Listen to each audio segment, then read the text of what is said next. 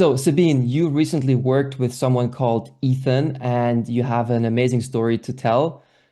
Can you first tell us what the client context was with Ethan?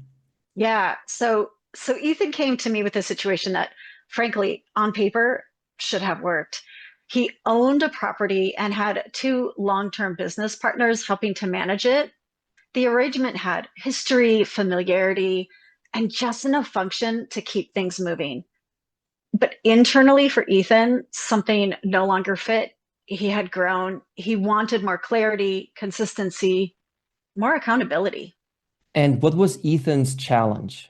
So instead of forcing the outcome that he initially wanted, we focused on how Ethan wanted to show up inside of the situation.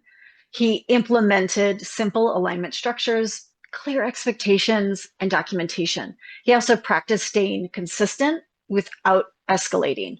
For him, those two pieces were really important. Honestly, the responses were mixed. One partner pushed back directly, questioning the changes and resisting Ethan's new structure. The other agreed in conversations with Ethan, but didn't follow through consistently. And as you were working with Ethan, what was the turning point? It was when we changed and moved the question from how can Ethan and his partners be in alignment to how can Ethan and his partners um, from how can they be in alignment to can they be in alignment. Mm. Ethan went back through his full story, his history with them. He reviewed conversations and actions, follow throughs, outcomes over time. It really wasn't easy for him. It required him sitting with details that he wanted to skip over. But as he went through that process, something in him shifted. What had felt confusing became unmistakable.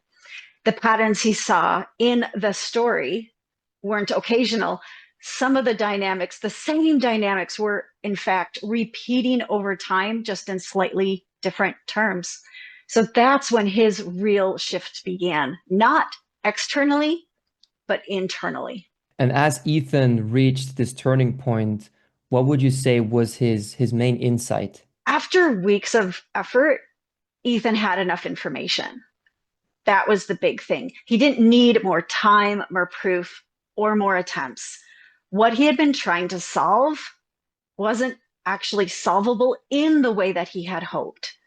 So Ethan later described it as seeing himself holding a thick rope in a tug of war, one that he had been pulling on, adjusting his grip, trying different strategies.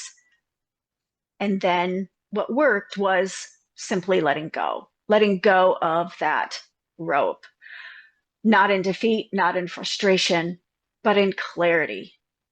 He and his partners could no longer find alignment.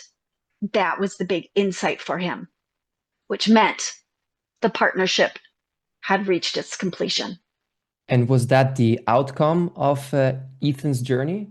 Well, from that point on, everything for Ethan changed, not dramatically, but decisively. His communication became minimal and specific. His decisions were guided by what would protect the property and reduce unnecessary friction. His goal was no longer to fix or align, but to bring the situation to a clean and stable close. The outcome for him, he realized, was nothing had gone wrong. There was no failure to fix. The situation had simply reached its natural limit of alignment. And by recognizing that, by allowing completion instead of resisting it, Ethan moved out of ongoing conflict and into something much quieter, his clarity, his self trust, and finally forward momentum, which was what he was looking for. And if I may ask, what was your insight as you worked on this with Ethan? So most people I see stay in situations long after they know somewhere inside that the situation is complete, that they are complete with the situation. And it's not because they lack awareness. They can feel something has shifted. It's It's because letting go feels like losing, letting go of that situation. And so what Ethan experienced was something different. Completion wasn't a loss. So I would say for most people, completion is the moment when you stop holding on to something that no longer fits and you choose what's next with clarity. Sabine, where can people go if they are interested in working with you or just exploring more about the work that you offer? Working with me isn't about theory, it's about applying deep change in real time.